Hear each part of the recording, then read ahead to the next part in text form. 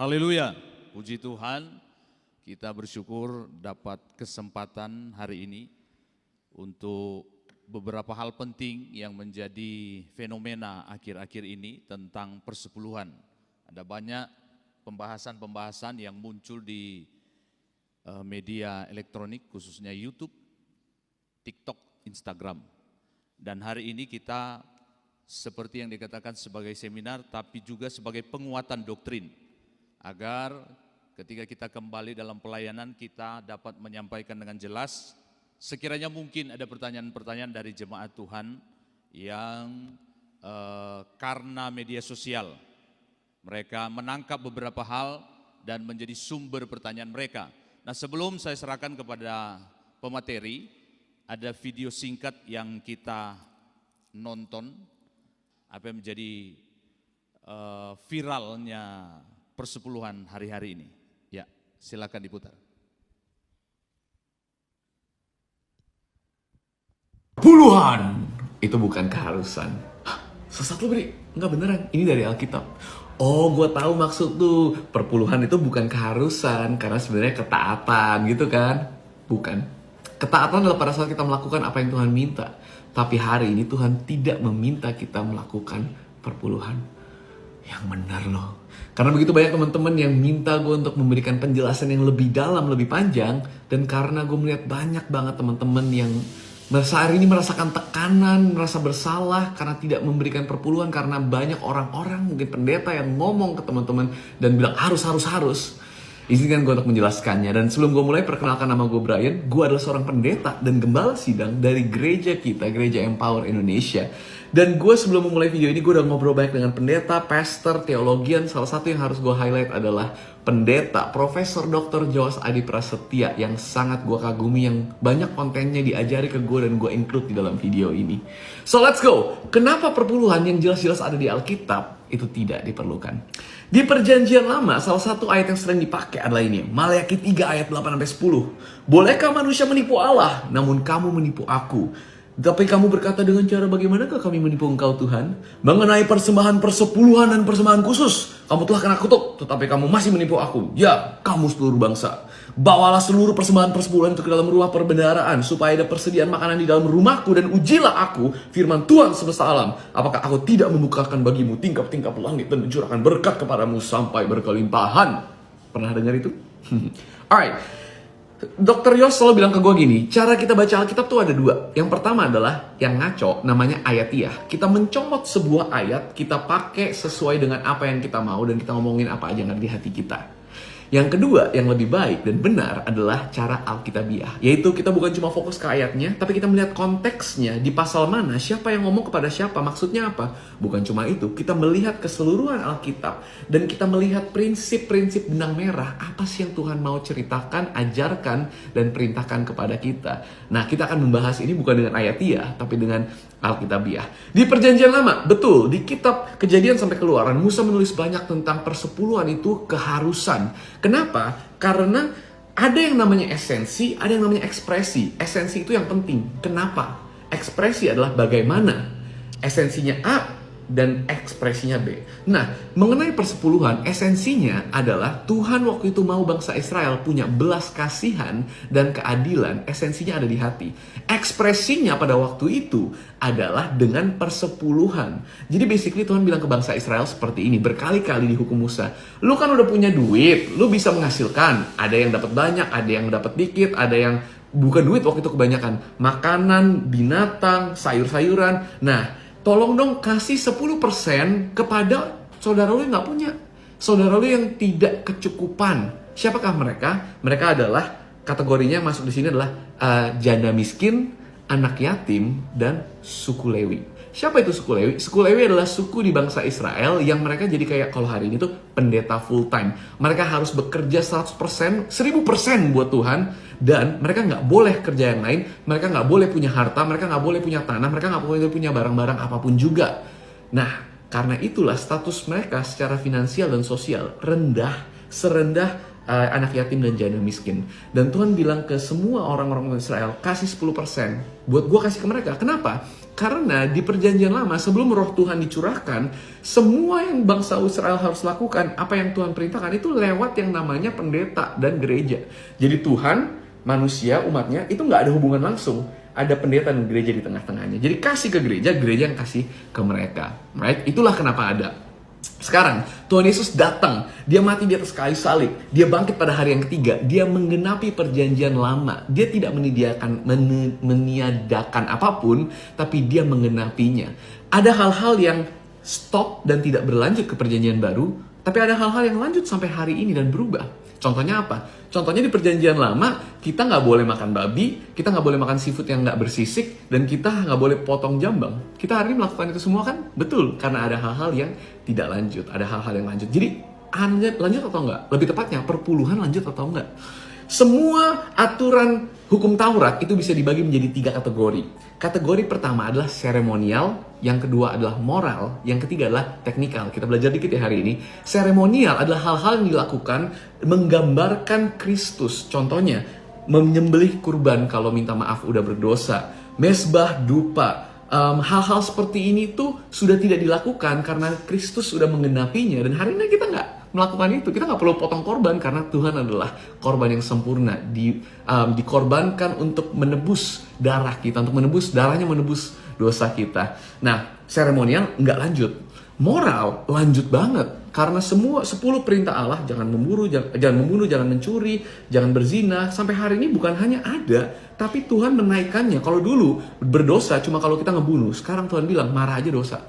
Dulu berdosa kalau berzina, sekarang Tuhan bilang, lu horny aja udah dosa. Kalau yang seremonial ditiadakan, yang moral dinaikkan. Nah, ada yang ketiga, teknikal. Peraturan teknikal ini ada karena ada kebutuhan. Waktu itu kebutuhannya seperti yang tadi gue jelaskan, makanya ada persepuluhan. Hari ini pertanyaannya, masih dibutuhkan atau enggak? Karena kalau tidak dibutuhkan, maka udah nggak lanjut. Jawabannya gimana? Simple. Brian, kan hari ini ada pendeta full time. Betul, tapi apakah mereka suku Lewi? Apa bedanya? Pendeta full time, suku Lewi sama-sama bekerja untuk Tuhan. Tapi, pertama, apakah pendeta tidak boleh kerja dan mencari uang di luar gereja? Tentu boleh. Tapi zaman dulu suku Lewi tidak boleh. Kedua, apakah pendeta tidak boleh memiliki rumah dan tidak boleh punya motor, aset, barang apapun juga? Oh, boleh dong. Suku Lewi dulu tidak boleh. Apakah pendeta, ini yang menurut gue paling penting, statusnya sama rendahnya dengan anak yatim, janda miskin, dan sama tidak berdayanya secara finansial? Kalau yang ketiga ini jawabannya adalah, iya Brian, pendeta gue seperti itu. Maka please saat ini gue pengen ngomong sama lu, please punya belas kasihan dan keadilan lah. Dan berikanlah sebagian harta lu kepada pendeta itu, kepada gereja itu, agar taraf hidup mereka bisa dinaikkan. Bukan tentang perpuluhan, tapi tentang belas kasihan lu. Tapi kebanyakan pendeta seperti gue dan Karen, kita diberkati Tuhan. Kita tidak memerlukan itu. Gitu. Nah, jadi gimana? Apakah itu lanjut atau tidak? Untuk gue secara pribadi, untuk banyak orang di luar sana, untuk banyak pendeta di luar sana, banyak gereja yang tradisional, mereka percaya bersama-sama bahwa perpuluhan tidak dilanjutkan lagi, tidak diharuskan lagi hari ini. Apakah artinya kita tidak memberikan ke gereja? Tentu saja kita boleh. Karena Tuhan bukan mengajar, gini, Tuhan gak butuh 10% duit kita. Dia itu kaya, tapi dia mau 100% hati kita. Makanya di perjanjian baru, Paulus, si penulis 2/3 perjanjian baru, dia ngomong berkali-kali kepada gereja yang dia tanam, dia ngomong tentang uang berkali-kali. Tapi tidak sekalipun dia ngomong tentang perpuluhan. Bahkan ada satu kali di Korintus 16-21, Paulus lagi datang ke Korintus untuk minta jemaat di sana ngumpulin duit untuk dikasih ke jemaat di Yerusalem, karena jemaat di Yerusalem lagi membutuhkan. Dia bisa aja ngomongin menggunakan metode yang namanya perpuluhan untuk ngumpulin duit, tapi dia memilih tidak. Kenapa? Karena gue percaya, menurut dia bukan suku Lewi. Bahkan Paulus cari kerjaan di luar sana. Dia bukan suku Lewi. Makanya dia tidak mengharuskan perpuluhan. Bagi Paulus perpuluhan itu sudah tidak ada. Kenapa hari ini bagi kita masih nganggap ada? Dan Paulus ngomongin selalu satu hal yang Tuhan Yesus juga ngomongin, yaitu murah hati. Keadilan dan belas kasihan, itulah esensinya. Dan hari ini kita mengikuti contoh Kristus, yaitu dengan hidup keadilan, belas kasihan, dan murah hati, generous. Tuhan tidak butuh 10% duit lu. Ingat itu, dia itu kaya. Tapi dia mau 100% hati lu, hidup lu, termasuk keuangan lu. Yang Tuhan mau itu apa? Tuhan mau kita untuk memiliki mindset bahwa semua yang kita punya itu milik Tuhan. Dan kita adalah pengelola hidup ini, uang ini adalah pengelola. Dan Tuhanlah yang bertahta. Dia mau dimuliakan dengan semua hidup kita, termasuk harta benda kita. Jadi kalau dia taruh di hati lu untuk membeli ke gereja, berilah. Tentunya gue sarankan dengan catatan gereja itu adalah gereja yang sehat secara finansial, keuangannya jelas dan lu bisa percaya. Kalau Tuhan minta kita berikan ke janda miskin, orang-orang mampu, berikanlah. Kenapa? Karena dulu harus lewat gereja, sekarang nggak perlu. Sekarang gereja dan pendeta itu udah ditiadakan. Tidak harus lewat gereja dan pendeta baru ketemu Tuhan. Lu nggak harus datang ke hari Minggu untuk ketemu Tuhan. Tuhan, umatnya langsung berhubungan. Karena roh Tuhan udah dicurahkan ke dalam lu dan ke dalam gua. Dia tinggal di hati gua. So buat teman-teman yang masih punya pikiran seperti itu, please hari ini terbebaslah dari pikiran harus rasa tertuduh. Tuhan gak mau perpuluhan lu. Dia mau persembahan hidup lu yang murni, yang 100% untuk dia.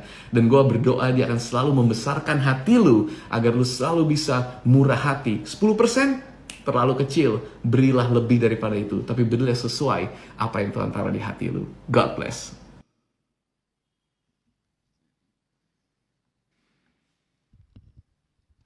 Ya, itulah video singkat yang mungkin mengapa, alasan apa kita mengadakan seminar hari-hari ini, supaya lebih jelasnya saya serahkan kepada pemateri. Haleluya. Salam persepuluhan. Video tadi adalah salah satu dari video dari puluhan video tentang kontradiksi tentang persepuluhan. Jadi beliau tadi namanya adalah Pendeta Brian Siwarta, yang juga pendeta di Empower Church, yang menentang persepuluhan. Tapi ada keunikan yang terjadi di situ, bahwa di awal-awal dari apa yang ia sampaikan, katanya ia menampung keluhan-keluhan orang-orang yang membayar persepuluhan itu. Ya, jadi ada keluhan di situ sehingga orang-orang ini terganggu dengan 10% yang harus dikasih. Tapi sebetulnya itu bukan solusi yang dia kasih, karena di akhir video tadi kalau dengar tadi, bukan hanya 1/10 tapi semua harta lu dikasih. Ya. Jadi saya pikir ini satu video yang tidak konsekuen dari awal sampai akhir. Dan memang yang ia tujukan itu adalah pendeta yang diperkaya. Dan salah satu dari videonya adalah bahwa orang-orang Lewi itu adalah orang-orang yang dalam kelas terendah dari suku-suku yang lainnya. Nah, ini yang perlu kita bahas. Baik, saya akan masuk kepada materi. Tadi saya bawa buku saya, tapi ternyata saya cari sudah tidak ada. Saya kurang tahu kemana. Ya, mungkin ada yang terambil atau apa. Saya di meja sana, di sini, dan tidak ada. Tapi tidak apa, saya punya PowerPoint yang untuk dapat dibagikan. Nah, ini adalah materi semua yang dibicarakan pada hari ini ada di buku ini, di sana, ya. Jadi ini materi yang disampaikan pada kesempatan ini. Baik, saya tidak mau berlama-lama karena dalam sentilan-sentilan video tadi ada pendeta tersebut, dia mengambil referensi dari seorang profesor, ya. Tapi hari ini saya punya referensi lebih tinggi dari itu, yaitu Maha Profesor Dr. Tuhan Yesus Kristus, yang adalah sumber firman itu sendiri. Disentil tadi bahwa ada orang yang cuman copot ayat sana ayat sini sehingga istilahnya adalah ayatia. Memang kalau pernyataan itu, ya saya bisa membenarkan dalam konteks ayatia. Memang ada banyak orang yang cuma mengambil ayat-ayat saja tanpa melihat dari sisi apa. Ini yang saya mau jelaskan, dan Juga apa yang dia nyatakan tadi, tidak ada ilmu tafsir di situ. Jadi pendeta tadi yang memberikan penjelasan tadi, tidak ada ilmu tafsir yang dia berikan di situ. Hanya memprovokasi saja. Kalau saya lihat video dari gerakan-gerakan, kan kita ini sudah belajar ilmu berkhotbah, ya. Dalam berkhotbah itu gerakan-gerakan tubuh itu bisa mempengaruhi pendengar, tapi semua gerakan-gerakan yang dia kasih tadi itu memprovokasi orang, ya. Baik dari gerak tubuh, gerak bibir dan lain sebagainya, ya. Sehingga ya ini orang bisa menjengkelkan juga ini, ya. Nah, tapi saya tidak membahas orang di sini, itu tidak penting.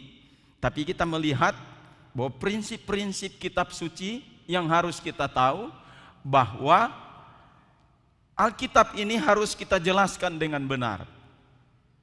Bagaimana caranya? Ini yang disebut dengan ilmu tafsir, hermeneutik. Dan kalau kita salah di dalam ilmu hermeneutik, maka semua kebenaran-kebenaran yang disampaikan dari kitab suci ini akan menjadi melenceng dan lain artinya. Kalau di dalam ilmu tafsir itu ada satu istilah yang disebut, kita harus menghindari ambiguitas.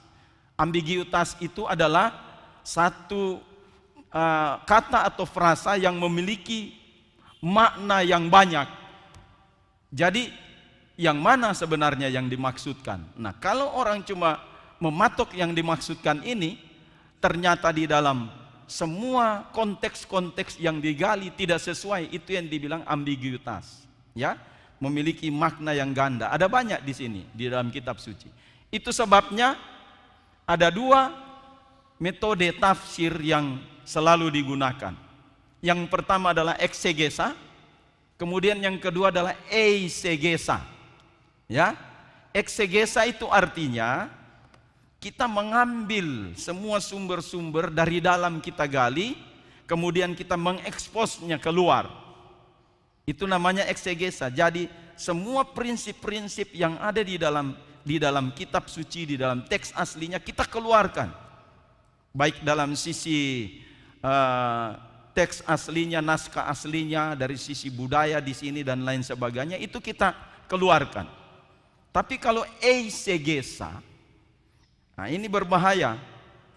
Eisegesa itu adalah satu ilmu tafsir yang hanya mengambil ayat-ayat di sini untuk mendukung teori-teorinya. Jadi sudah ada teori-teori sebelumnya di luar. Kemudian dia hanya mengambil ayat, oh ini yang bisa, ini yang cocok. Nah, itu maknanya akan tidak bagus. Jadi kita yang biblikal ini harus menafsir kitab suci dengan cara eksegesa.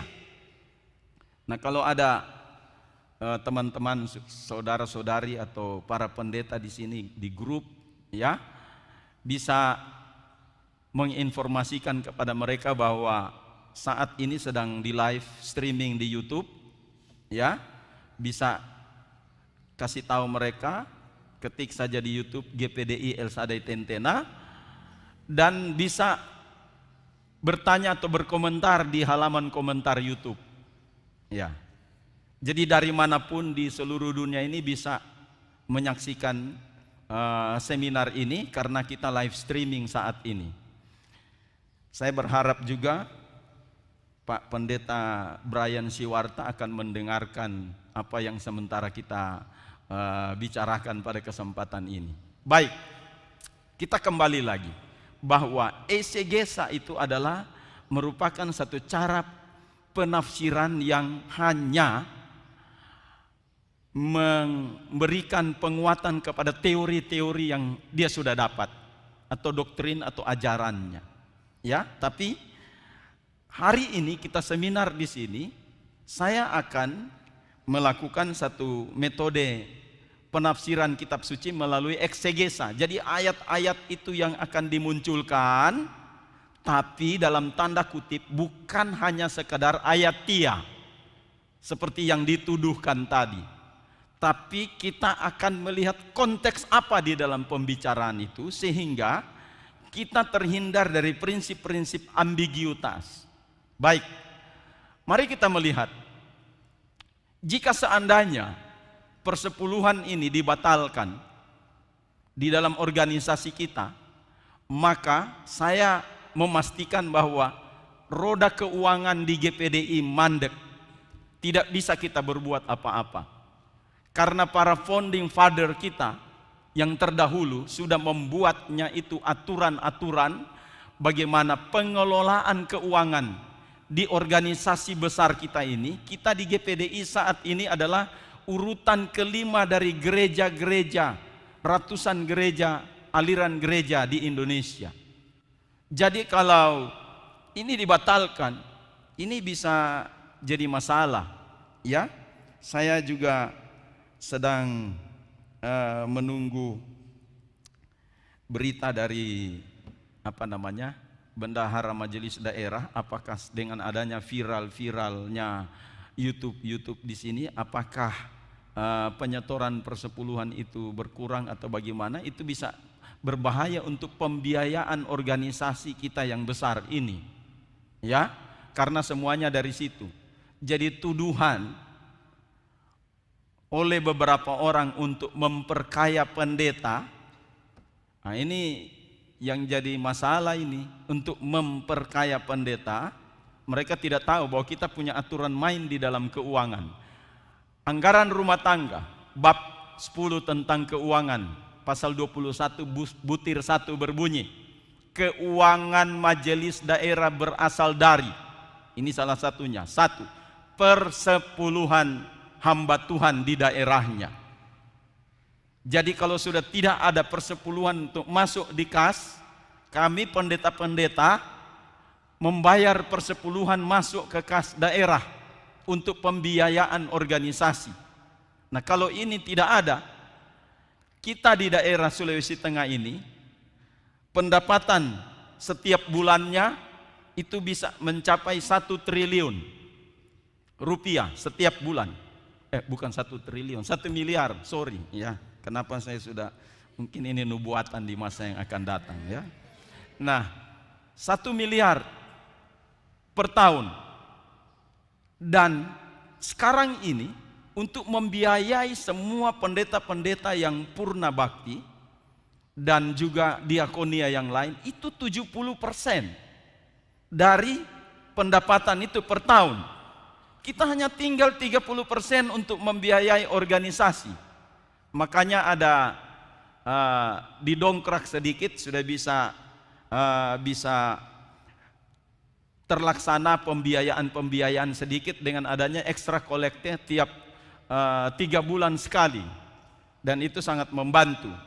Dan ini pembiayaan ini untuk diakonia setiap periodenya bertambah. Saya dulu masuk jajaran majelis daerah tahun 2007. Kemudian saya melakukan pengamatan di situ bahwa biaya diakonia, paripurna atau purna bakti hamba-hamba Tuhan dan semuanya itu mencapai di bawah 50%. Di bawah. Kemudian muncul periode berikut sudah berimbang 50%. Dan kemudiannya saat periode yang lalu itu sudah 70%. Saya kurang tahu pada periode yang akan datang sudah berapa persen. Dan bisa saja akhirnya nanti 0%, 100% untuk diakonia dan 0% untuk pembiayaan organisasi. Bagi yang mencalonkan sebagai ketua majelis daerah di masa yang akan datang, tolong memikirkan hal ini. Bagaimana memecahkan ini. Kalau tidak, semuanya mandek. Apalagi dengan adanya gunjingan-gunjingan seperti ini. Baik, dalam anggaran dasar bab 2 tentang dasar pasal 5 ditulis begini. Ini ya. Kenapa tadi keuangan kita itu melalui persepuluhan? Ada alasannya. Jawabannya adalah anggaran dasar bab 2 tentang dasar gereja kita pasal 5 ditulis begini. GPDI berdasarkan kepada firman Allah, yaitu Alkitab Perjanjian Lama dan perjanjian baru. Jadi persepuluhan atau konsep keuangan organisasi kita itu diambil atas dasar firman Tuhan. Dan sekarang kita mau digunjing untuk dibatalkan. Ya, nah ini jadi persoalan yang harus kita pecahkan pada kesempatan ini sebagai polemik yang terjadi di sana sini. Baik, saya memulai dengan terminologi persepuluhan dalam perjanjian lama dan perjanjian baru. Mari kita lihat, ya, kita harus fair karena kita GPDI ini berdasarkan dasar gereja kita adalah Alkitab, perjanjian lama dan perjanjian baru. Semua kegiatan kita, semua aktivitas kita harus dilakukan berdasarkan Alkitab. Baik, kalau di dalam perjanjian lama, dalam teks aslinya, persepuluhan itu disebut dalam teks aslinya itu ma'aser. Ma'aser, yang berarti persepuluhan atau 10%. Jadi ada dua yang disebutkan di situ. Yang pertama adalah ma'aser itu digunakan atau kata ini digunakan untuk suatu timbangan. Sehingga kita menjumpai di situ adalah 1/10 eva, 1/10 gomer. Nah, itu ada istilah di dalam perjanjian lama. Itu digunakan 1/10, itu disebut, diterjemahkan dari kata ma'aser. Kemudian ma'aser yang kedua adalah persepuluhan, artinya membayar persepuluhan. Saya di sini kasih dalam tanda kutip, bukan memberi. Beda, ya. Nanti saya akan sampaikan kenapa bukan istilah memberi, tapi membayar. Nanti ada dasar-dasar ayatnya. Kemudian dalam kitab perjanjian baru, dalam teks aslinya, persepuluhan itu diterjemahkan dari teks aslinya apodekatu. Apodekatu. Apodekatu itu artinya, ini kata kerja. Apodekatu itu artinya membayar 10%. Ya, itu apodekatu. Baik, saya tidak berlama-lama di sini. Ini adalah merupakan kumpulan ayat-ayat tentang persepuluhan di dalam Alkitab perjanjian lama dan perjanjian baru. Ya, kalau kita lihat ada 25 ayat di dalam perjanjian lama dan ada 6 ayat atau 9 ayat di dalam perjanjian baru. Jadi total semua 34 ayat. Jadi ini banyak sekali ayat-ayat mengenai persepuluhan. Jadi pada kesempatan ini yang kita mau analisis. Analisa tentang teks-teks yang ada di dalamnya. Ya, berharap supaya sesi pertama ini kita bisa selesai perjanjian lama, dan kemudian sesi kedua selesai tentang perjanjian baru. Baik, saya mulai dari kata pertama di dalam Alkitab. Dan kita temukan itu di dalam Kejadian pasal 14 ayat yang ke-20 yang berkata demikian. Dan terpujilah Allah yang maha tinggi, yang telah menyerahkan musuhmu ke tanganmu.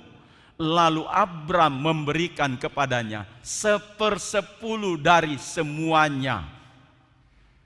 Jadi ini adalah merupakan peristiwa Abram mengalahkan raja-raja di timur dan menolong keponakannya yang ada di Sodom dan Gomora, itu namanya Lot. Ya, jadi ada satu video yang beredar yang juga banyak sekali, ya. Kalau saudara buka YouTube, search saja di Google, kontroversi persepuluhan, muncul semuanya itu. Dan nama yang paling banyak muncul itu adalah Dr. Vignio Tanto. Ya, nanti sebentar sesi makan siang kita akan putar di situ, ya, sementara makan sambil menonton apa yang dia sampaikan, ya. Ini juga yang kontra. Salah satu dari Apa yang ia bicarakan adalah mengorek keterangan dari Kejadian 14 ayat yang ke-20. Dia mengatakan bahwa persepuluhan yang diberikan Abraham itu adalah hasil rampasan atau hasil jarahan yang kemudian diambil 10% dan diberikan kepada Melkisedek. Ya. Nah, jadi kita melihat, hati-hati kita melihat teks dan konteks ini. Saya mulai penasaran dan membaca seluruhnya mulai dari Kejadian 14 ayat 1 sampai dengan 16. Itu peristiwa itu terjadi pada Kejadian 14 ayat 1 sampai 16. Ternyata saya temukan di situ bahwa tidak ada keterangan Abraham menjarah atau merampas dengan rampasan perang itu, kemudian memberikan persepuluhan di situ. Iya, tidak ada. Yang benar adalah begini. Ya, ini kisahnya harus ditahu, dia punya konteksnya itu seperti apa. Jangan sampai kita hanya ada pada ayat ini, tapi beliau juga mengatakan berulang-ulang, kalau belajar kitab itu lihat dari segi sisi konteks dan lain sebagainya, tapi kecolongan di situ. Ya, karena tidak memahami cerita dari awal sampai akhir dalam Kejadian 14 ayat 1 sampai 16 itu. Dalam ceritanya di situ adalah bagaimana raja-raja dari timur menyerang Sodom dan Gomora, di mana tempat Lot ada di situ. Nah, raja-raja dari timur itu memang merampas, menjarah harta-harta dari Sodom dan Gomora, termasuk hartanya Lot, dan mereka jadi tawanan. Nah, dengan adanya kejadian ini, mereka merampas itu, maka ada berita yang muncul kepada Abraham. Ponakanmu itu jadi ada dalam masalah di sana. Hartanya dirampas, dijarah, kemudian mereka ditawan di sana. Maka Abraham kemudian bertindak menggerakkan 318 pasukannya untuk mengalahkan raja-raja dari timur, pasukan itu. Dan setelah itu mereka menang. Kemenangan itulah mengambil kembali rampasan dari yang dirampas oleh raja-raja dari timur itu. Jadi ceritanya begitu. Jadi Abraham ini mengambil kembali, merebut kembali harta benda yang sudah dirampas dari raja dari timur itu. Nah, setelah diambil, dipulangkan kembali karena bersyukur. Ini kan kita selalu bicara ini dalam konteks bagaimana Tuhan sudah menolong, Tuhan sudah memberkati. Maka sebagai konsekuensi dari itu Tuhan mengajar kita taat untuk menghormati siapa yang menolong kita. Dan itu dipersembahkan secara khusus. Dan dari pengembalian itu diambillah 10% diberikan kepada Melkisedek sebagai imam. Nah, saya mulai sebut di sini kata imam. Ini penting sekali. Jadi ini nanti akan dibongkar pada Ibrani pasal yang ke-7. Ya. Persepuluhan itu selalu ada kaitannya dengan pola keimamatan. Sebagaimana Abraham mengembalikan milik Tuhan kepada imam Melkisedek yang juga adalah imam, demikian juga di dalam hukum-hukum Torah berikutnya dan gereja masa kini. Nanti sangat menarik.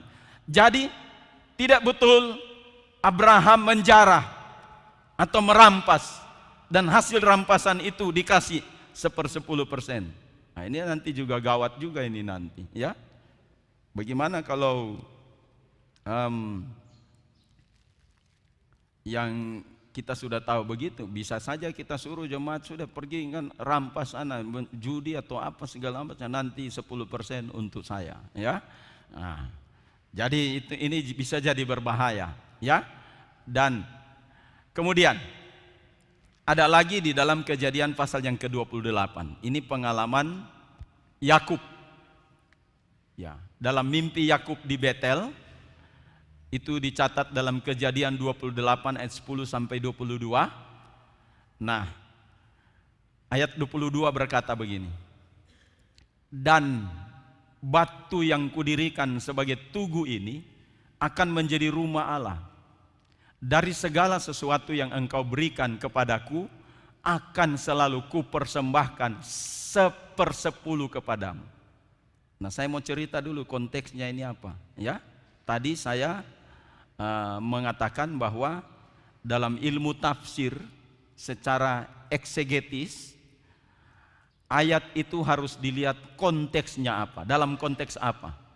Saya akan membawa kita untuk sesederhana mungkin mengerti tentang konteks. Saya tidak mau bawa lari di tata bahasa Ibrani, belum. Saya tidak mau ke situ, tapi secara sederhana saja dulu kita lihat di sini dalam konteks apa.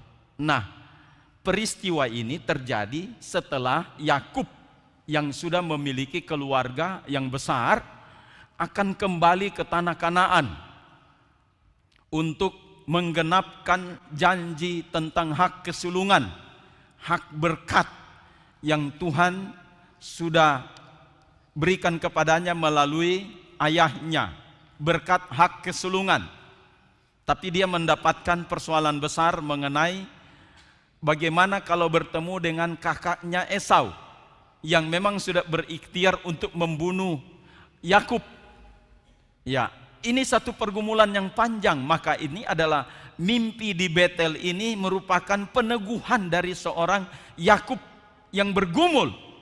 Dan itu adalah satu perjanjian bagi Yakub bahwa Tuhan akan menyertai Yakub dan keluarganya. Artinya dia sudah mulai tenang untuk nanti bertemu dengan kakaknya Esau di dalam satu perdamaian yang luar biasa. Dan konfirmasi kehadiran Tuhan, malaikat Tuhan yang hadir yang membawa penyiraman, penyegaran di dalam hidupnya, di mana ia akan diberkati dengan luar biasa. Maka sebagai seorang yang tahu tentang prinsip-prinsip keimamatan, saya mau tanda kutip lagi ini, prinsip keimamatan. Jadi imam itu tugasnya apa? Imam itu tugasnya sebagai mediator perdamaian antara Allah dan manusia. Ini prinsip keimamatan, ya. Jadi ia sudah melihat di depan mata, wah, Tuhan akan memberkati saya, dan terlintaslah untuk mempersembahkan 1/10 kepada Tuhan di mana dan kapan saja. Ini ikhtiarnya dia, karena dia sudah mendapatkan berkat yang luar biasa. Nah, baik. Itu tadi di dalam prinsip-prinsip keimamatan Melkisedek.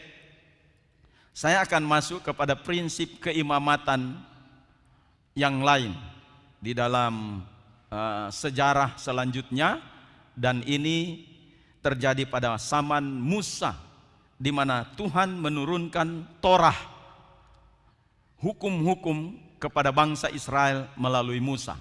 Kita akan belajar di sini Imamat 27 ayat 1 sampai 34, terlalu panjang ini konteksnya.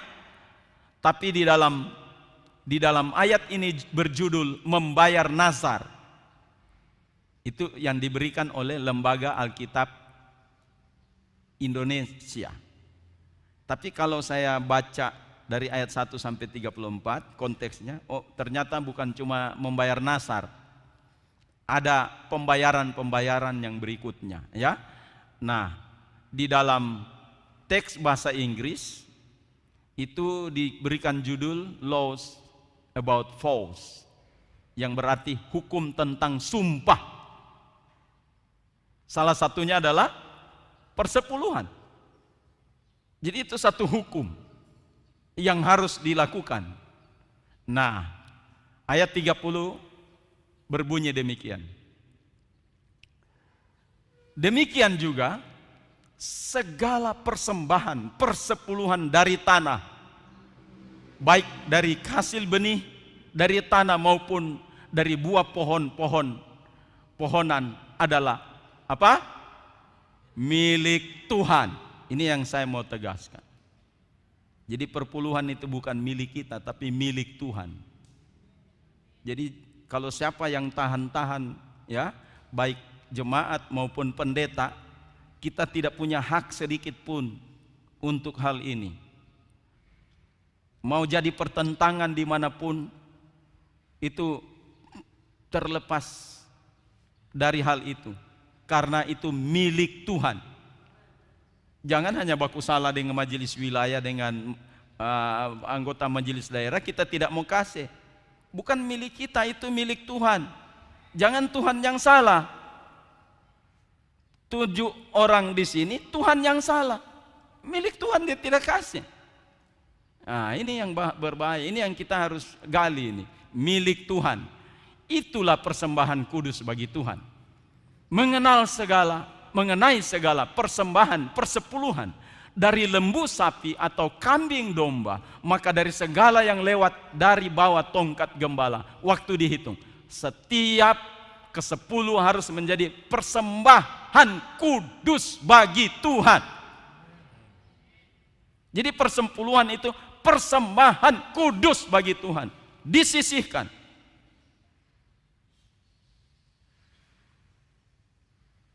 Kita harus tanamkan, ya, minjam persepuluhan itu, karena ini kudus bagi Tuhan, tidak boleh. Ini kalau mau di sini tidak boleh, ya. Ini ada ayatnya ini, ya, karena kudus bagi Tuhan. Berbahaya. Itu sudah bukan hak kita lagi, itu haknya Tuhan. Oke. Ayat Bilangan pasal 18 ayat 21. Ini masih hukum Taurat. Mengenai Bani Lewi, sesungguhnya aku berikan kepada mereka segala persembahan persepuluhan di antara orang Israel sebagai milik pusakanya. Nah, coba lihat, ya. Sebagai milik pusakanya. Persepuluhan itu adalah milik pusaka orang suku apa? Suku Lewi. Jadi suku Lewi itu bukan suku yang terendah dari suku yang lain yang tidak dianggap. Dia harus setara dengan suku yang lainnya. Ya. Kalau jemaat bisa diberkati, hamba Tuhan juga bisa, orang Lewi juga bisa diberkati. Ngaco saja ini yang Pak Brian Siwarta tadi mengatakan bahwa orang Lewi itu harus dibawa, dia punya statusnya di bawah. Nggak bisa, ya. Ini saya tidak terima ini. Ini merupakan satu kehormatan bagi kita ketika kita menjadi kaum Lewi di dalam imamat yang rajani. Katakan amin. Ya, kaum Lewi itu para pelayan altar dan lain sebagainya, tetapi juga imam-imam yang menjadi bagian di dalam pelayanan kita. Ini kita dapat kehormatan loh, ya. Jangan sampai kita ditindas dengan hal itu, bisa berbahaya, ya. Karena itu milik pusakanya untuk membalas pekerjaan yang dilakukan mereka, pekerjaan pada kemah pertemuan. Sebagaimana orang Israel bekerja mencari nafkah di sana, kaum Lewi atau imam-imam juga bekerja di sini, sama-sama bekerja dan sama-sama mendapatkan upahnya dari semua itu. Ayat yang ke-24, sebab persembahan persepuluhan yang dipersembahkan orang Israel kepada Tuhan sebagai persembahan khusus kuberikan kepada orang Lewi sebagai milik pusakanya. Itu berulang-ulang kali dijelaskan. Dalam ilmu tafsir, kalau kata atau kalimat yang diulang-ulang itu penting, jangan anggap tidak penting. Itu dalam ilmu menafsir, ya. Itulah sebabnya aku telah berfirman tentang mereka. Mereka tidak akan mendapat milik pusaka di tengah-tengah orang Israel. Ayat 26. Lagi haruslah engkau berbicara kepada orang Lewi dan berkata kepada mereka, apabila kamu menerima dari pihak orang Israel persembahan persepuluhan yang kuberikan kepadamu dari pihak mereka sebagai milik pusakamu, maka haruslah kamu mempersembahkan sebagian daripadanya sebagai persembahan khusus kepada Tuhan, yakni persembahan persepuluhanmu dari persembahan persepuluhan itu. Ini regulasi di dalam keimamatan Harun. Dalam Torah, ini regulasinya. Bagaimana regulasinya? Orang Lewi menerima persepuluhan dari orang Israel. Setelah persepuluhan itu didapatkan oleh orang Lewi, maka Lewi memberikan 1/10 dari apa yang mereka terima kepada imam, dan diberikan kepada Imam Harun. Dan Harun yang membagikan kepada imam-imam. Ini regulasi yang Tuhan atur di dalam Taurat. Supaya apa? Sebenarnya kalau sudah ada aturan-aturan seperti ini atau regulasinya, ini sebenarnya Tuhan sedang mengajar kita manajemen keuangan yang baik, yang sehat. Manajemen keuangan yang sehat, daripada kita cuma kita mengajar jemaat untuk kasih sana, ya. Ini tidak terorganisir dengan baik. Tidak bisa dilihat laporannya itu bagaimana. Karena ya tidak sehat, tidak ada regulasinya. Sedangkan Tuhan sendiri mengajar kita untuk regulasi ini supaya tertib. Ya. Kalau Pak Brian Siwarta tadi mengatakan, ya sudah kamu kasih sesuai dengan apa. Wah, itu saya pikir bisa jadi rumit, ribet. Ya, tidak terorganisir dengan baik. Ya, makanya di GPDI itu sudah jelas. Jemaat memberikan persepuluhan kepada gembala. Gembala dari hasil persepuluhan itu 10% dari yang diberikan itu memberikan persepuluhan kepada majelis daerah. Itu regulasinya yang kita anut sekarang. Nah, kita mau kan biblikal, alkitabiah toh. Tidak ada aturan manajemen dari diimpor dari Inggris atau dari New Zealand, dari Papua New Guinea manajemennya, atau dari Harvard University. Ini manajemen yang bagus. Kita manajemen alkitabiah. Ya. Jadi ini yang kita harus perhatikan. Ayat 28.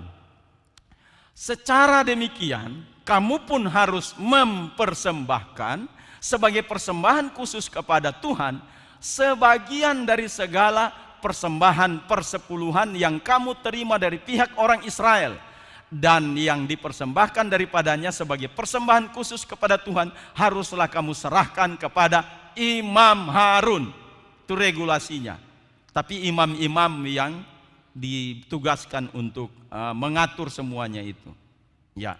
Jadi inilah regulasi arus kas persepuluhan secara biblikal pada masa Torah, sehingga tidak terbengkalai. Ya, semua dalam pembagiannya bisa adil begitu. Nanti kita akan mengorek di perjanjian baru itu seperti apa sih. Ya. Nah, oke, baik. Dalam Bilangan pasal 18 ayat 1 sampai 32 ini, judul yang diberikan oleh Lembaga Alkitab Indonesia adalah kewajiban dan penghasilan imam dan orang Lewi. Ini sudah diatur di dalam undang-undang hukum Torah. Jadi ini kewajiban orang Lewi jelas, dan penghasilannya imam itu juga jelas. Penghasilan orang Lewi jelas. Ya. Sama juga yang diberikan oleh Alkitab bahasa Inggris, ya. Duties of priest and Levites. Tugas para imam dan Lewi. Baik. Kita lihat lagi dalam Ulangan. Saya akan cepat di sini.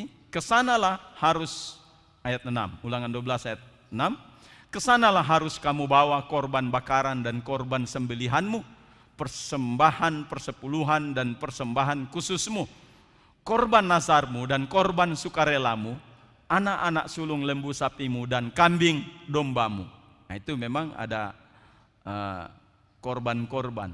Kalau persepuluhan tidak pernah dibilang korban. Lihat dalam teks Alkitab, ya. Persepuluhan itu tidak ada dibilang korban persepuluhan. Tidak, itu bukan korban kita, bukan, itu milik Tuhan. Bukan kita mau berkorban. Ya. Ini jelas di sini. Persepuluhan itu milik Tuhan, bukan korban kita. Kalau korban yang lainnya ini korban nasar, korban sukarela, ya, itu ada lagi diatur. Nah, kalau memang yang di sana yang kontra bilang sudah seluruh harta hidup lu, nah kasih saja di sukarela. Jadi 10%, ya. Nah, sukarelamu berapa? Ya seluruh harta hidup lu dikasih ke Tuhan. Ya. Nah, itu kan sukarela, jangan sampai terpaksa. Ini kita mau diajar untuk manajemen, ya. Nah, oke, ini jelas ada pembagiannya di sini. Jangan ngaco, ya. Ulangan pasal 12 ayat 11 berkata begini, maka ke tempat yang dipilih Tuhan Allahmu untuk membuat namanya diam di sana, haruslah kamu bawa semuanya yang kuperintahkan kepadamu, yakni korban bakaran dan korban sembelihanmu, persembahan persepuluhan dan persembahan khususmu, dan segala korban nasarmu yang terpilih yang kamu nasarkan kepada Tuhan. Ayat 17, di dalam tempatmu tidak boleh kau makan persembahan persepuluhan dari gandummu, dari anggurmu dan minyakmu, ataupun dari anak-anak sulung lembu sapimu dan kambing dombamu, ataupun sesuatu dari korban yang akan kau nasarkan, ataupun dari korban sukarelamu, ataupun persembahan khususmu.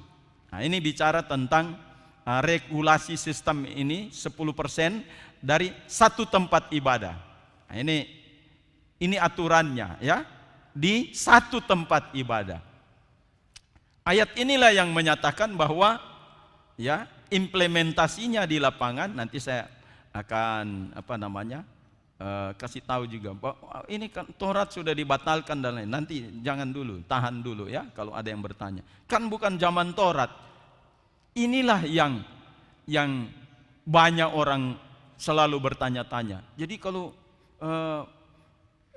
membawa persembahan persepuluhan kemana? Bisa enggak di sana, di sini, di sini? Ini dibilang satu tempat ibadah. Di mana kamu ada? Di mana kamu bergereja? Ya, ini hukumnya ada di sini, satu tempat ibadah. Di mana di situ kita dimuridkan, dibesarkan di situ dan lain sebagainya. Kalau memang jemaat saudara ingin memberkati di tempat yang luar, artinya ya korban sukarela ada di sana, silakan. Kita orang juga tidak bisa melarang, ya. Mereka punya hati untuk memberkati jemaat di sana, misalnya di Badak, di mana, silakan. Itu korban sukarela. Tapi persembahan persepuluhan satu tempat ibadah. Di mana kamu? Ya, itu maksudnya, ya. Nah, nanti kita akan bicara lebih lanjut tentang hal itu. Ada diskusi. Haruslah engkau benar-benar mempersembahkan 1/10 dari seluruh hasil benih yang tumbuh di ladangmu tahun demi tahun. Nah, mari kita belajar dulu Torah, ya. Ternyata kalau kita belajar seluruh ayat-ayat di dalam Torah, persembahan persepuluhan itu dibagi menjadi 3 bagian. Yang pertama adalah hasil usahamu. Nah, itu bukan periodik, di mana keuntungan dari seseorang yang mengelola satu usaha atau ternak atau ladang dan lain sebagainya, setelah berhasil kembalikan milik Tuhan 10%. Tapi di sini ada dibilang tahun demi tahun. Itu yang disebut dengan persepuluhan tahunan. Persepuluhan tahunan itu adalah dikhususkan untuk digunakan pada hari-hari raya. Mereka sudah diajar oleh Tuhan untuk 10% dari hasil tahunannya itu untuk hari raya. dan itu dimakan sendiri. Ya, ini bagus sekali ini manajemen yang Tuhan kasih, ya. Dan itu dilakukan sendiri untuk supaya kenapa? Jangan nanti kalau acara, saya kontekskan dengan sekarang acara padungku dan lain sebagainya, terlalu banyak bawa utang. Ya, kenapa? Tidak simpan 10% memang, sehingga anggaran untuk perayaan-perayaan itu sudah ada. Dan itu kita nikmati sendiri. Ini persepuluhan tahunan namanya. Itu tahun demi tahun. Ya, Tuhan ajar bangsa Israel seperti ini. Nah, itu regulasinya itu ya. Persembahan persepuluhan yang satu ini. Kemudian mari kita lihat lagi nanti yang lain. Ya, ayat 23. Di hadapan Tuhan Allahmu, di tempat yang akan dipilihnya untuk membuat namanya diam di sana, haruslah engkau memakan persembahan persepuluhan dari gandummu. Ini dia, memakan persembahan persepuluhan dari gandummu. Siapa yang disuruh? Orang Israel. Dia makan persepuluhannya sendiri dari gandumnya. Yang mana itu? Persepuluhan tahunan yang dibilang tadi. Ya, dari anggurmu dan dari minyakmu ataupun dari anak-anak sulung lembu sapimu dan kambing dombamu, supaya engkau belajar untuk selalu takut akan Tuhan Allahmu. Wow, di sini malah kita diajar Tuhan untuk mulai kita manajemen keuangan di dalam kehidupan kita, dalam keluarga, dalam jemaat. Kita belajar untuk selalu takut akan Tuhan. Ya, jangan mempermalukan nama Tuhan. Nah, ayat 28. Nah, ini yang lain pada akhir 3 tahun. Nah, ini yang ketiga, perpuluhan yang ketiga. Ya, pada akhir 3 tahun engkau harus mengeluarkan segala persembahan persepuluhan dari hasil tanahmu dalam tahun itu. Jadi misalnya akhir setiap 3 tahun keluarkan lagi persepuluhan dalam tahun itu untuk apa? Dan menaruhnya di dalam kotamu. Itu ada perbendaharaan kota. Untuk apa di situ? Nah, nanti kita akan bahas selanjutnya ya. Nah, kita lihat dulu Ulangan pasal 26 ayat 12. Ini yang menyatakan tentang hal itu yang tadi. Ini sambungannya ya. Apabila dalam tahun yang ketiga, tahun persembahan persepuluhan, engkau sudah selesai mengambil segala persembahan persepuluhan dari hasil tanahmu, maka haruslah engkau memberikannya kepada. Nah, ini tujuannya. Ini yang persepuluhan akhir tahun tadi, itu kemana semua? Kepada satu, orang Lewi masih dapat. Yang kedua, orang asing, tamu-tamu. Ya, orang asing. Yang ketiga, anak yatim. Kemudian yang keempat, kenapa Tante Mei yang duluan jawab? Ya. Nah, perhatikan ya. Saya mau berinteraksi sedikit ini. Kira-kira 120 murid dengan dipimpin oleh 12 rasul pada waktu menantikan ketuangan Roh Kudus.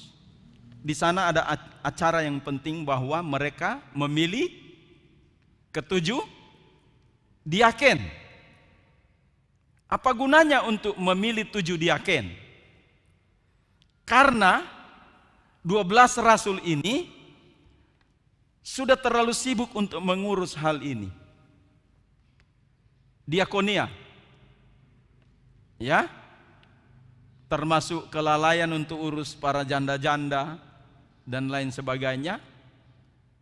Maka dipilihlah 7 diaken. Nah, sekarang dananya dari mana? Dorang ini orang Yahudi loh. Orang Israel ini. Jadi dana untuk pengumpulan keuangan itu dari mana? Lihat ini konteks ini. Ya, jadi kalau dibilang persembahan persepuluhan tidak berlaku di perjanjian baru? Mana ayatnya? Tapi ini secara, kalau saya bisa katakan ini apa ya, secara implisit ini termasuk di dalamnya. Ya, itu pengaturan untuk orang asing, yatim, janda dan lain sebagainya. Ini diambil dari di sini. Ya, persembahan persepuluhan. Nah, ini satu ayat yang saya munculkan out of context. Jangan sampai kita berkhotbah perpuluhan bawa ayat ini, ya, ayo bayar perpuluhan. Ini out of context, di luar dari konteks perintah Tuhan untuk membayar persepuluhan. Nah, ini yang saya bilang, hati-hati kalau jangan cuma comot ayat sana sini. Ini salah satunya yang saya rekomendasikan, jangan dibawakan pada waktu kita memberikan firman tentang membayar persepuluhan. Karena ini konteks, Israel itu mau menginginkan seorang raja dari pola kepemimpinan hakim-hakim. Nah, kemudian Samuel memberikan penjelasan kepada Israel, kalau kamu nanti dipimpin oleh raja, ada beberapa pertimbangan. Nanti raja itu, ya itu berdasarkan tradisi-tradisi juga di mana-mana. Raja akan mengambil upeti dari rakyatnya untuk upeti berapa? 1/10, bukan dibawa ke bait suci, dibawa ke istana raja, itu maksudnya. Ya, jadi ini yang saya bilang out of context. Maksudnya Nabi Samuel hanya memberikan satu gambaran tentang hal ini. Ya, jadi 1/10 yang dimaksudkan di sini memang istilah bahasa Ibraninya juga maaser, tapi 1/10 yang dimaksudkan di sini adalah bukan konteks imamat Melkisedek atau imam besar Harun, keimamatan Harun, bukan konteks itu. Jadi saya katakan out of context. Nah, 2 Tawarik 31 ayat 5, 6 dan ayat yang ke-12. Nah, ini satu ayat yang kemudian persepuluhan diterapkan bukan lagi pada zaman Musa, tetapi pada zaman raja-raja, di mana raja-raja itu sudah terpecah menjadi 2 bagian.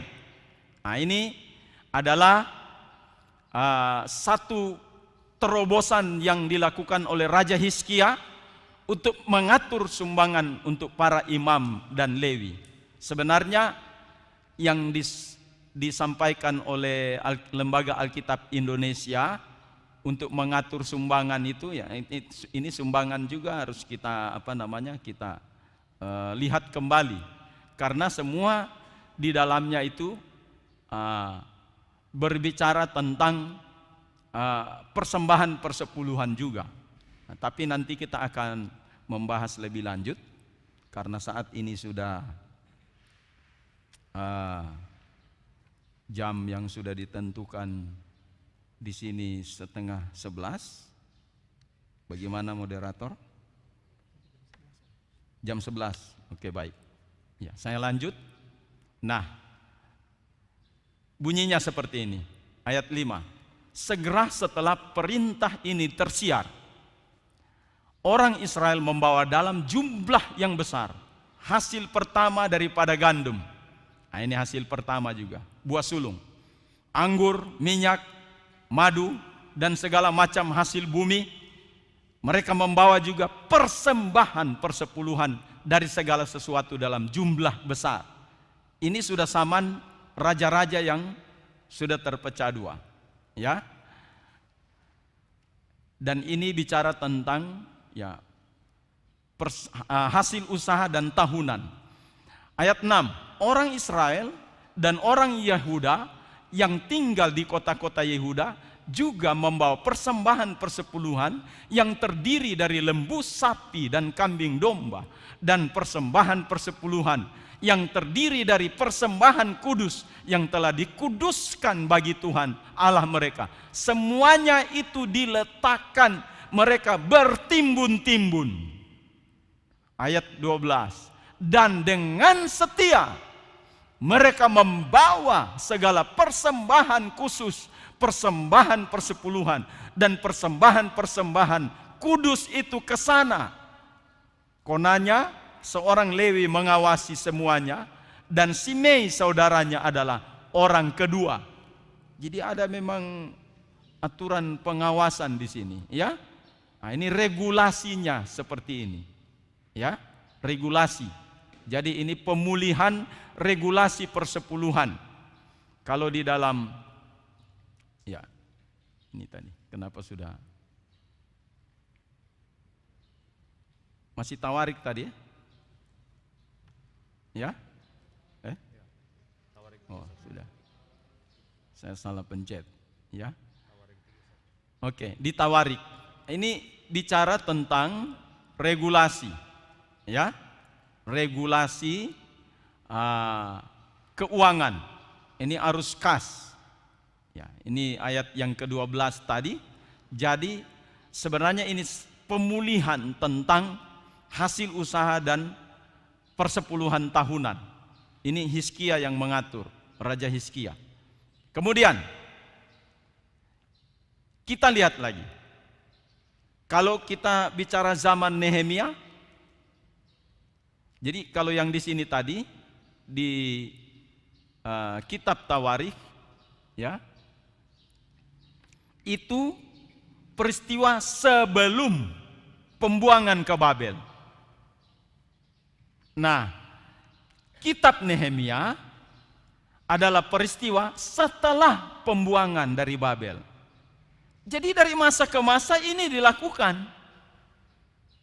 Ya. Ayat 37, Nehemia 10. Dan tepung jelai kami yang mula-mula, dan persembahan-persembahan khusus kami, dan buah segala pohon, dan anggur dan minyak akan kami bawa kepada para imam, ke bilik-bilik rumah Allah kami, dan kepada orang Lewi akan kami bawa persembahan persepuluhan dari tanah kami, karena orang-orang Lewi inilah yang memungut persembahan persepuluhan di segala kota pertanian kami. Jadi ini terjadi satu pemulihan Israel saat-saat bait suci mereka dibangun kembali. Memang catatannya di sini adalah kegiatan mengenai persembahan persepuluhan ini dalam hukum Torah itu harus di tempat ibadah. Karena bait suci sudah hancur, lebur di masa perantauan, ya. Yang terakhir itu Raja Hizkia. Kemudian setelah itu bangsa Yehuda dibuang ke pembuangan di Babilonia. Kemudian juga Media Persia. Tetapi ya, setelah bait suci mereka yang diporak-porandakan oleh Raja Nebukadnezar sudah hancur, itu dibangun kembali melalui peristiwa raja-raja di masa yang lampau di bagian Babilonia dan Media Persia. Maka diutuslah Nehemia memiliki hati untuk kembali. Kan bait suci dibangun kembali, termasuk kegiatan keimamatan, yaitu persembahan persepuluhan dilakukan di sana. Ada pemulihan tentang regulasi persembahan persepuluhan. Ini yang dibilang di dalam Lembaga Alkitab Indonesia menulis di situ piagam perjanjian. Ya, ini bicara tentang kepatuhan kepada hukum Allah, termasuk persembahan persepuluhan. Karena bait Allah sudah dibangun, pola keimamatan langsung jalan. Ya. Kemudian ayat yang ke-38. Seorang imam, anak Harun, akan menyertai orang-orang Lewi itu bila mereka memungut persembahan persepuluhan, dan orang-orang Lewi itu akan membawa persembahan persepuluhan daripada persembahan persepuluhan itu ke rumah Allah kami, ke bilik-bilik rumah perbendaharaan. Jadi regulasinya tetap sama dengan apa yang dilakukan oleh masa Torah dikeluarkan pada masa itu. Jadi dari tahun ke tahun, dari abad ke abad, dari periode ke periode, mereka melakukannya. Dan kalau sudah tidak setia, ada pemulihan lagi di situ. Nah, oke. Nehemia 12 ayat 44 juga berkata begini, pada masa itu beberapa orang diangkat untuk mengawasi bilik-bilik perbendaharaan. Bilik-bilik untuk persembahan khusus. Nah, itu. Bilik-bilik. Ya. Bilik-bilik. Bilik-biliknya apa? Kasih sendiri. Bilik-bilik untuk persembahan khusus. Kemudian bilik-bilik untuk hasil pertama, untuk persembahan persepuluhan. Supaya sumbangan yang menurut hukum menjadi bagian para imam dan orang-orang Lewi dikumpulkan di bilik-bilik itu sesuai dengan ladang setiap kota. Sebab Yehuda bersukacita. Ini lagi, Yehuda bersukacita, para imam dan orang-orang Lewi yang bertugas. Saya melihat di sini satu kebenaran yang luar biasa. Ketika ini dipulihkan, ada sukacita yang besar dan berkat Tuhan melimpah. Saya kurang tahu di mana mereka punya otak untuk hal ini, sehingga terjadi penekanan-penekanan, depresi terhadap regulasi manajemen keuangan yang ditetapkan ini luar biasa. Ya, daripada kita mau membuat regulasi manajemen keuangan yang tidak atau sembarangan, keluarnya dari mana, piginya kemana kita tidak tahu. Lebih baik ini keteraturannya bagus. Ini yang dibilang manajemen. Ya, oke. Nehemia 13 ayat 5, menyediakan sebuah bilik besar bagi Tobia itu. Sebelumnya orang membawa ke bilik itu korban sajian, kemenyan, perkakas-perkakas dan persembahan persepuluhan daripada gandum, anggur dan minyak yang menjadi hak orang-orang Lewi, para penyanyi dan para penunggu pintu gerbang, dan persembahan khusus bagi imam. Nah, kemudian ayat 12, maka seluruh orang Yehuda membawa lagi persembahan persepuluhan daripada gandum, anggur dan minyak ke perbendaharaan. Ya.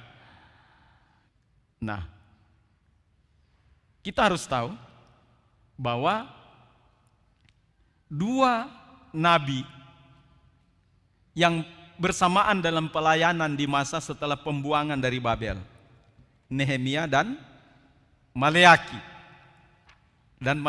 Ini dua nabi, ya.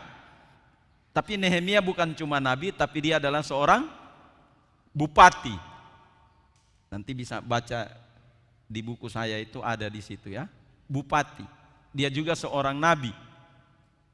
Nah, ini terjadi pemulihan. Nah, Maleaki ikut ambil bagian. Malah dia lebih tajam lagi, dia punya apa? Dia punya berita kenabiannya. Ini Maleaki. Apa dibilang di sini? Nah, ini yang dikutip oleh pendeta Brian Siwarta tadi. Bolehkah manusia menipu Allah? Sampai dia punya bibir mencong-mencong, ya.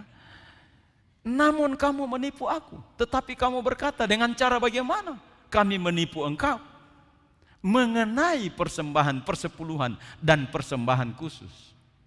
Kemudian ayat 10, bawalah seluruh persembahan persepuluhan itu ke dalam rumah perbendaharaan, supaya ada persediaan makanan di rumahku. Dan apa? Saya baca seluruh Alkitab. Kata ujilah aku, menguji Tuhan ini jarang kita dapatkan. Ada di kitab Mazmur, sehingga itu menjadi lagu. Ujilah aku Tuhan. Nah, itu kan Tuhan, kita menyuruh Tuhan untuk menguji kita. Tapi ini Tuhan yang bicara. Kalau memang tidak benar, uji. Ini salah satunya. Uji. Ujilah aku, firman Tuhan semesta alam. Apakah aku tidak membukakan bagimu tingkap-tingkap langit dan mencurahkan berkat kepadamu sampai berkelimpahan? Jadi saya kurang tahu kalau orang mengembalikan milik Tuhan itu mengadu sama Pastor Brian Siwarta. Ada sesuatu yang tidak salah di dalam dirinya dalam mengembalikan milik Tuhan. Atau dalam persepsi dia mengembalikan milik Tuhan itu adalah memberi, bukan hartamu. Ya. Persepuluhan itu milik Tuhan yang harus kita kembalikan dan setia dengan taat. Ya. Karena ini untuk menghidupkan organisasi kita yang besar ini. Ya, dalam pembiayaannya. Nah, kita lihat di sini. Uji aku kalau Tuhan tidak membukakan tingkap-tingkap langit bagimu. Nah, oke. Jadi di sini kita melihat waktu bait suci sudah dipulihkan, itu berbarengan dengan, karena ini kalau kita bicara tentang bait suci, kita harus bicara tentang pola keimamatan. Jadi saya mau tekankan di sini, kalau kita bicara tentang bait suci dengan aturan-aturan Tuhan, kita harus tanam di kepala kita adalah pola keimamatan. Jangan lari dari situ. Sama seperti di Kejadian 14 tadi, dia hanya lihat, Abraham menjara, rampasan. Kemudian dikasih sama Melkisedek. Wah, ini apa ini katanya? Ini tidak manusiawi. Kok hasil rampasan dikasih, hasil rampasan perang diberikan. Nanti kalau makan siang nanti lihat nonton dia punya YouTube di situ. Mengerikan, saudara. Ya. Padahal kalau kita membaca ya, bagian demi bagian, maka kita akan mendapat pelajaran yang luar biasa bahwa keuangan kita, manajemen keuangan kita juga itu harus tertib. Tuhan mengajar kita untuk stewardship. Kalau di dalam di Hagai Institute, saudara yang mengikuti seminar, ya, kalau di area seminar itu ada 3 fakulti yang mengajar biblical mandat, kemudian integritas, ya. Kemudian ini juga salah satunya ini stewardship, pengelolaan keuangan di dalam keluarga, dan ini Tuhan mengatur dan mengajar semuanya ini dengan luar biasa. Ya. Jadi Nehemia dan Maleaki adalah nabi yang terakhir di perjanjian lama yang saya kurang tahu ini, karena memang kitab-kitab yang terakhir di perjanjian lama ini mereka memang fighting sekali, ya, karena memang ada beberapa dosa-dosa yang terjadi di situ, dosa perceraian, kemudian ada dosa-dosa penyembahan berhala. Salah satu dosa di situ yang disebut dalam kategori dosa yang luar biasa adalah tidak memperhatikan lagi bait suci. Karena waktu itu bait suci sudah dibangun kembali, sudah selesai, masih juga tidak bisa melaksanakan. Nehemia sama Maleaki menegur dengan keras. Bait suci kita sudah dibangun, harus terjadi pola keimamatan di sini. Maka dengan itu Maleaki menyerukan ini, ujilah aku. Ya, Tuhan suruh sama Maleaki, kasih tahu dengan berita kenabianmu, ujilah aku kalau engkau tidak diberkati. Kalau kita mengembalikan milik Tuhan atau persepuluhan, kemudian kita tidak diberkati, mungkin kita harus cek di dalam, ada sesuatu yang salah di situ. Itu saja yang saya tahu, ada sesuatu yang salah. Tapi selama ini yang saya tahu, dalam perjalanan kehidupan kami keluarga hamba Tuhan,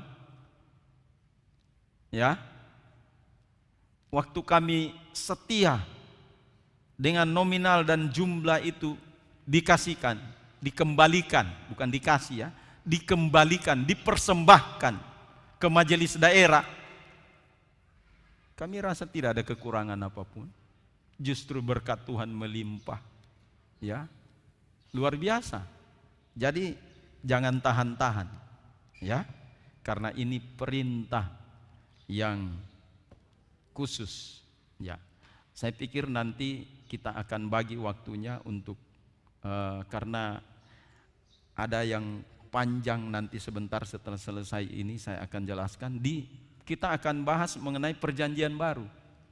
Karena ini kan bilang, oh itu perjanjian lama, sudah lama. Nah sekarang nanti kita akan lihat perjanjian baru itu regulasinya seperti apa. Ya, itu sangat penting. Dan setelah itu nanti, setelah sesi kedua, kita akan diskusi bersama-sama. Jadi saya belum memberikan komentar apapun untuk melengkapi semuanya itu, nanti saya akan buat satu resumenya. Ya, apa maksud? Karena di dalam seminar ini salah satunya adalah menjawab. Tolong bukunya. Ini menjawab kontroversi doktrin persepuluhan. Saya tambah lagi doktrin karena memang ini sudah ajaran. Ya. Jadi saya gantung dulu sini. Ini belum terjawab ini. Mungkin ada di item-item yang kecil mungkin sudah terjawab tapi saya anggap belum. Nanti sebentar kalau selesai menjawab. Apalagi nanti ada pertanyaan-pertanyaan, nah itu lebih dijawab lagi. Tuhan Yesus memberkati.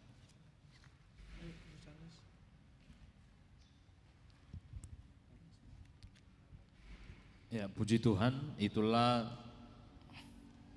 paparan dari pemateri tentang persepuluhan dalam perspektif perjanjian lama.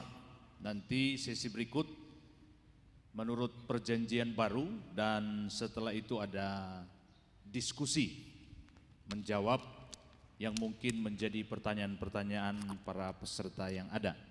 Kita break sejenak untuk snack sesuai jadwal yang ada. Tuhan memberkati.